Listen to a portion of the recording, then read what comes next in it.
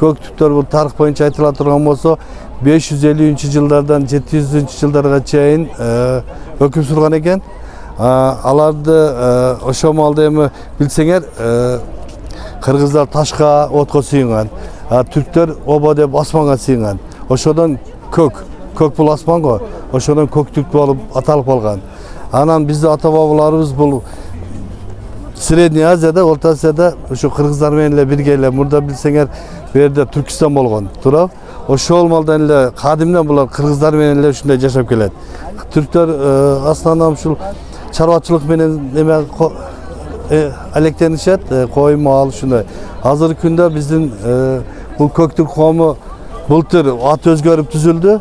Өзү 94-жылы түзүлгөн. Турсунбай Бакир уулунун жардам колдоосу менен Ош Жалал Абад областында түрк ата коому түзүлгөн. Былтыр бизде ушу дүйнө бизди көк түрк деп тааныгандан бул коомдун атын көк түрк деп өзгөрттүк. Азыркы күндө Ош областынын Араван районунда бир 6-7 айылда, Кара Сууда бир 3-4 айылда, анан Өзгөн районунда 6 айыл бар.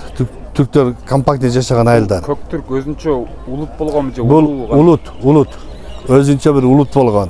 Анан кийин азыр эми түрктөр дегенде буну билесиң.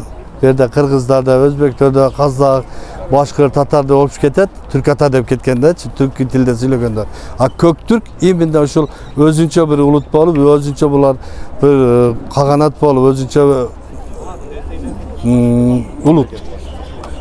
Азыркы күндө ошо биз айтып атабыз, Ош Жалал Абад областы боюнча алганда 200 миңге жакын андан ашыгыраак түрк бар. Көк түрктөр. Буюмдар жөнүндө айта кетсең. Кийимдер жөнүндө айтсак эми биз азыркы күндө точно эмесин албадык. Буну биз азыр эски кинолордон көрүп эле бул кийимдерди тиктирдик. Бирок бул ошондо көк түрктөрдүн улуттук кийими болгон да эми. Бул ушинтип айтылып келет, бирок мына кийимдер менимче ошол көк түрктөрдүн кийимдери эскиден болгон. Азыркы бул алиги жокерлердин кийимдери ошо маалда ушундай болгон деп айтылышат. Биз ошого карата буну алдык да.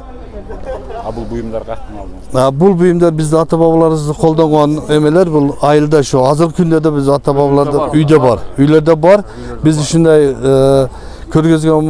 көргөзмө болгон малдарды алып келип коюп атабыз. Кудай буйрса эми болушунча чогултуп атабыз. Бир музей ачайлы деген оюбуз бар. Биздин негизги максатыбыз ушу ата-бабаларыбыздан калган када салт, үрп адат, маданиятты келечек күнгө өткөзүп берүү. Булар негизинен чопо менен мис экен да? Чопо менен мис. Анан мына ол Соко. Бул кандай? Челек. Су ташыганга челек. Бул иштер ушу көлүнүп турат. Жакшы. Демек булар көк түрктөрдүн улуттук кийимдери.